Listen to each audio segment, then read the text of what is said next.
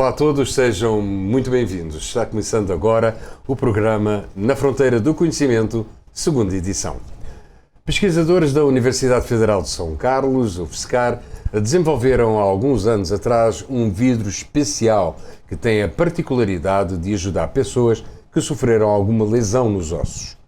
Esse material é feito a partir de pó de vidro, que aparentemente parece uma esponja, mas é rígido.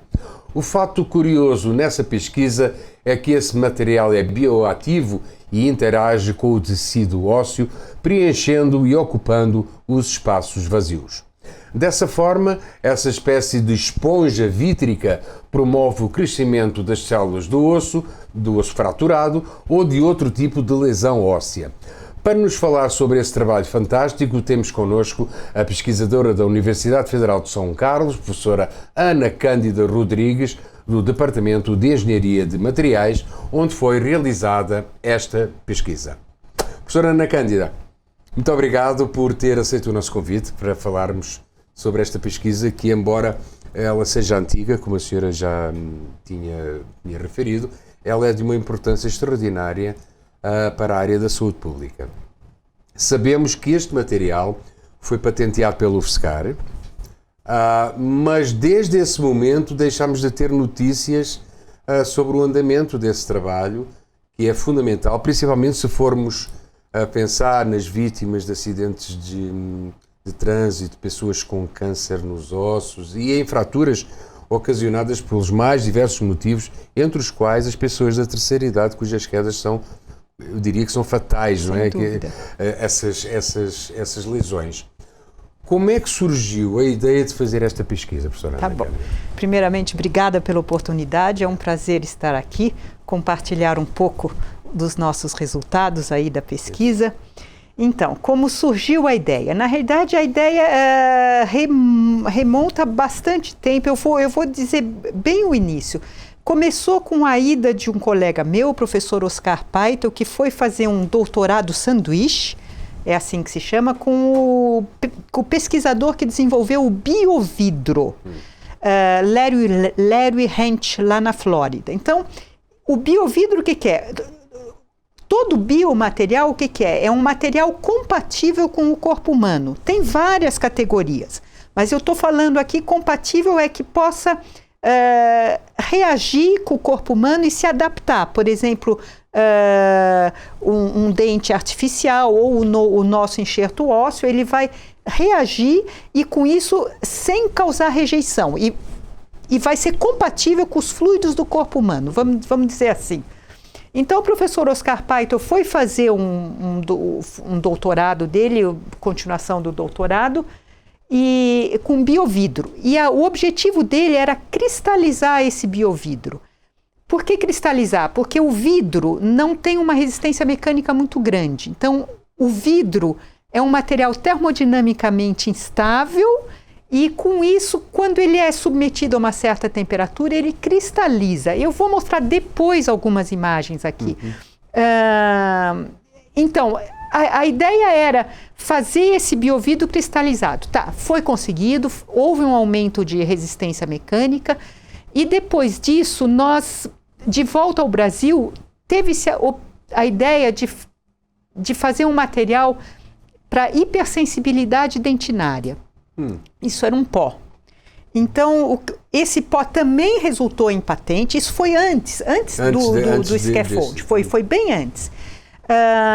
Esse pó, ele teve propriedades, por exemplo, para curar a hipersensibilidade dentinária. Todos nós temos na boca, na dentina, pequenos canículos, e isso que faz doer com quente, frio.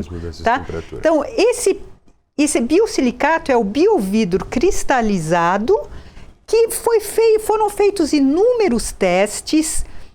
E a hipersensibilidade dentinária, e ele é super eficiente para a hipersensibilidade dentinária. Eu mesma testei comigo mesma e é super eficiente. Nós fornecemos para alguns dentistas aqui em São Carlos que me disse, olha, eles curaram pacientes crônicos de hipersensibilidade dentinária. Bom, isso foi uma etapa. A segunda etapa, isso era um pó. A segunda etapa é fazer desse pó o enxerto ósseo. Tá? Então, é aí que vem uma engenharia de material bastante importante. Aí que entra o nosso conhecimento de engenharia de materiais cerâmicos. Então, eu posso mostrar aqui as várias etapas. Deixa eu só perguntar, isso remonta a que ano? 2012, o Murilo apresentou o doutorado dele, se eu não me engano. Então, já faz tempo. Na realidade, começou antes. Esse da hipersensibilidade dentinária foi muito antes.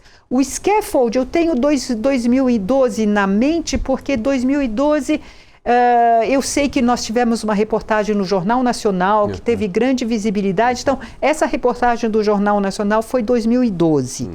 Então, por isso que eu tenho essa data. Eu já ia falar de uma figura, de uma imagem que queria pois eu queria mostrar para vocês a etapa de fabricação do scaffold, a partir do vidro. Então, por exemplo, essa primeira imagem aqui mostra, eu estou obtendo o vidro. Na realidade, é o Murilo, que era o doutorando na época, ele vai verter o vidro. O vidro se obtém fundindo uma série de pós. Então está aqui o cadinho de platina quente, ele vai verter o vidro. Na próxima imagem, pronto, eu tenho aqui um cadinho de alumina, não é o de platina, que eu estou vertendo esse vidro. Então o vidro é um líquido assim, viscoso. Aqui está acima de 900 graus, deve estar 1.200 graus ou um pouquinho mais até. Este é o vidro líquido, quente. Na próxima etapa, essa aqui é o vidro, eu verti esse vidro em cima de uma placa metálica e esse é o vidro. Tá? É um vidro transparente, é só para mostrar para vocês como de um líquido... Não é? O processo. De um líquido passa a um vidro, que é um material sólido. Então eu tenho o líquido, o vidro líquido, que nós chamamos de vidro também, e o vidro solidificado, digamos assim, é um material sólido. Para o nosso biosilicato, a gente verte o vidro nos moldes especiais e podemos obter uns tarugos assim, uns cilindros. Esse é o vidro, tá? Poderia ser o biosilicato, ele é transparente. Nessa próxima imagem, eu tenho as 4 etapas, ó. Esse é o vidro eu cristalizei com tratamento térmico. Ele cristaliza, perde a opacidade, ele cristaliza justamente porque o cristal é a forma termodinâmica mais estável que o vidro, então ele tende a cristalizar. Depois eu transformo esse material cristalizado em pó e aí eu obtenho o scaffold, que também o scaffold está aqui. Esse é o nosso scaffold, é aquela esponja. Aquela esponja que nós podemos falar de rígida, não é? Isso, ela é rígida, parece uma esponja, mas ela é rígida. Ela é rígida, mas esta aqui ainda é frágil. Essa aqui ainda é muito frágil. Mas você pode ver que é um material que a gente chama macroporoso. Tá? Então, justamente, aqui é que vai ser... Esse é o enxerto ósseo, digamos assim. Entendi. Tá? Esse enxerto tem as propriedades de osteogênese e osteoindução. Ou seja, quando colocado no lugar do osso, numa fratura, ele tem a capacidade de conduzir o crescimento de células ósseas por dentro destes poros. Entendi. Tá? Aí, o ideal, e o nosso tem essa capacidade, o ideal é que este material seja reabsorvido pelo corpo humano, pelo osso. Se está no lugar de um osso, o material será reabsorvido. Então, o tratamento ideal é que ele seja macroporoso, ele conduza o crescimento das células ósseas e depois ele é absorvido pelo próprio corpo humano. Corpo humano e desaparece. Esse é o ideal. Ele promove o preenchimento do espaço, mas ele depois vai embora. Exatamente. Legal. Esse vidro especial, deixa eu perguntar, professora Ana Cândida, esse vidro, essa esponja, né, ela vai substituir os tradicionais enxertos? Olha, pode. Todos os nossos testes mostram que sim, tá? Os tradicionais enxertos até agora, o mais utilizado é o que se chama enxerto autógeno, ou seja, o paciente tira da bacia um pedaço do seu próprio osso e coloca na lesão. Isso é muito bom porque evita qualquer rejeição, não há rejeição, ou possibilidade de rejeição mínima. Porém, o que você está fazendo? É uma cirurgia extra no paciente. Quer dizer, o paciente chega no hospital já com uma lesão pequena e o médico causa outra lesão né? do paciente para fazer um enxerto. Essa lesão às vezes é dolorida, às vezes causa complicações, às vezes o tecido, esse tecido autógeno que a gente chama, quando colocado no enxerto, ele pode acontecer que morre. Enfim, seria extremamente útil, extremamente benéfico para o paciente se não precisasse fazer essa cirurgia extra. Então, hoje em dia tem essa possibilidade, existem alguns outros produtos no mercado. Um deles que eu conheço, por exemplo, é hidroxiapatita. A hidroxiapatita é a composição do nosso osso, é o material do qual é feito grande parte do osso, é cálcio, né? Tem muito cálcio. Existe um osso artificial, vamos dizer assim, feito de osso bovino. Então, tem inclusive, o pessoal extrai um osso artificial, tem toda uma técnica de esterilização, disso, daquilo, enfim, e enxertam. Mas, tanto o osso bovino quanto o enxerto autógeno não tem a capacidade bactericida. Entendi. O nosso material biosilicato e o nosso scaffold já foi testado e tem uma capacidade bactericida, ou seja, ele mata, ele não causa infecção, ele é a prova de infecção. Então, por exemplo, já foi testado assim, numa cubeta com agar-agar e uma colônia de bactérias com o nosso biosilicato, as bactérias não crescem. Então, isso já foi feito de várias formas.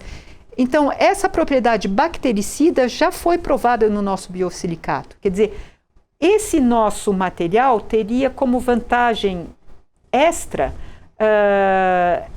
ser bactericida. Não promover infecções. Isso. A partir daí seria... Isto é interessante porque, assim, em que pé é que está esse trabalho? Pois é, em 2012,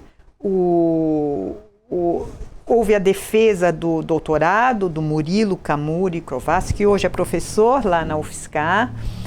Houve a patente, houve depois, o Murilo continuou em seu pós-doutorado fazendo impressão 3D para ver se melhorava a característica final do scaffold. Scaffold a tradução para scaffold é andaime. Então, é o suporte para crescer as células ósseas. Vamos recordar a última imagem que nós mostramos. Vamos recordar só para que o telespectador possa... Aí está ela. É fantástico, não é? É isto que nós chamamos o andaime, não é? Isso. É ele que vai percorrer as áreas em que se quer reconstituir a parte óssea afetada. Depois de reconstituir a parte óssea, ele simplesmente é expelido pelo corpo humano. Isso. Ele vai embora. Ele é absorvido pelo corpo humano. Absorvido, exatamente. É o ideal. Fantástico. Eu posso mostrar só um minutinho. Essa é uma imagem ampliada, uma microscopia eletrônica de varredura do scaffold. Então, esses são os poros. Note que ele é o que a gente chama macroporoso. Ele tem que ter poros grandes, tem um tamanho ideal, e essas são as paredes do strut. Então, é mais ou menos isso. Então, as células ósseas vão crescer dentro desses poros, desses canais. São poros interconectados, tridimensionais, eles vão crescer dentro desses poros. Nós estamos falando em que pé é que está esse trabalho? Ele está parado? Sim, não está parado. Recentemente a gente teve uma outra aluna de doutorado que defendeu recentemente, que tentou melhorar a resistência mecânica, porque aquele scaffold da imagem que nós mostramos aqui para vocês, ele ainda é frágil, ele ainda é frágil. Então, era preciso melhorar um pouquinho a resistência mecânica dele. Então, teve uma tentativa de preencher, porque a parede aqui do scaffold, que a gente chama de strut, essa parede é oca. Eu precisaria explicar para vocês como, essa parede aqui pode ser oca também. Então, a ideia foi, depois do scaffold pronto, mergulhar numa barbotina, o que a gente chama de barbotina, com pó de biosilicato ou de um outro biovidro, e fazer uma nova sinterização, levar de novo a uma temperatura. E eu sei que para aumentar a resistência mecânica, e foi efetivo. Então, foi efetivo, conseguiu-se um aumento de resistência mecânica, e por enquanto tá nesse pé. Portanto, conseguiu-se fazer uma maior resistência mecânica. Sim. E quais são os próximos passos? Os próximos passos, olha, o próximo passo seria fazer... Nós já fizemos teste que se chama in vitro, que é em solução, numa solução que simula o fluido do corpo humano. Já fizemos testes in vivo, que é em animais, então já foi testado em ratos, e observou-se que teve uma excelente regeneração óssea onde foi implantado nos animais. Agora a gente teria que fazer testes clínicos já em humanos. Né? Então aí é que complica. Aliás, na realidade, eu vou dizer, graças a Deus, a gente não pode tem que passar por comissão de ética, tem que ter o aval da Anvisa, tem que ter um médico que se interesse pelo assunto. Então, na realidade, eu tenho a impressão que isso é o mais difícil. Tem que ter financiamento. Então, nós já fomos atrás de vários, já procuramos parceiros, teve vários interessados, mas sempre bate num problema que o biosilicato tem que ser feito num laboratório certificado pela Anvisa, e o médico se interessa. Na realidade, o médico tem outros produtos. Então, aí questões de conflito, né? Tem conflito. Tem grandes corporações envolvidas. Por exemplo, o biosilicato em pó seria um concorrente para a Sensodine. Então tem grandes corporações, interesses aí. Por isso é que as coisas não avançam. Não é fácil.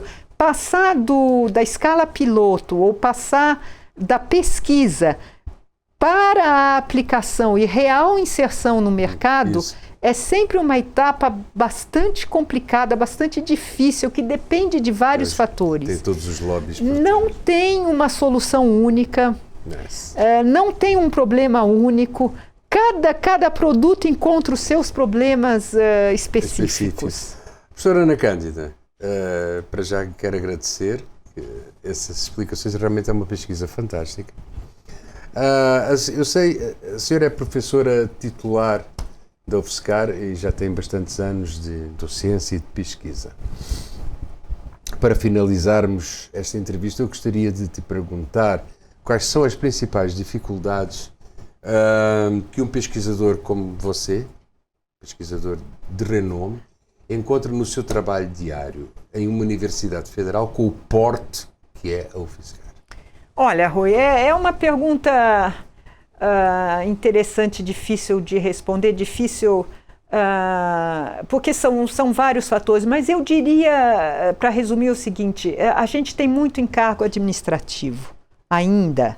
Pois é, o diretor científico da FAPESP, que vai sair agora, ele nos prometeu: eu quero reduzir eu quero reduzir o peso de administrativo de vocês, mas eu sinto que não consegue. Por exemplo, nós temos um projeto grande com a FAPESP, mas eu é que tenho que fazer as proformas, invoice, ver 3 cotações, enfim, a gente tem uns encargos administrativos que são pesados e falta de financiamento.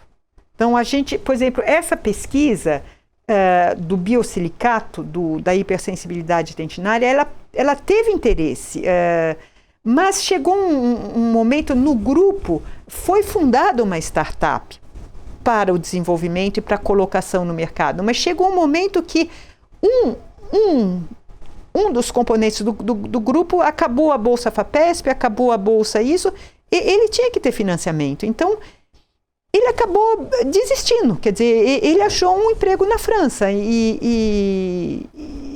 Então, tem que ter essas continuidades. Que mais que eu posso dizer?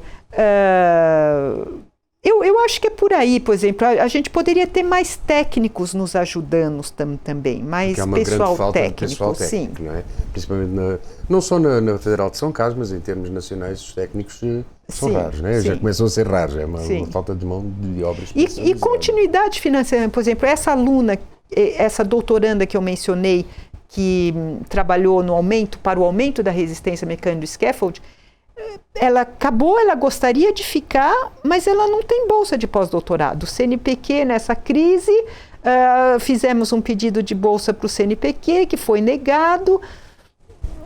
Então, eu tenho a impressão que ela, pelo menos, tem a impressão que não vai ficar, porque ela não é brasileira, não pode se manter no Brasil sem bolsa. Sem bolsa. Professora Ana Cândida, foi um prazer. Muito obrigado por ter estado connosco, por ter aceito este convite. Muito obrigado. Obrigada, Rui. Obrigada.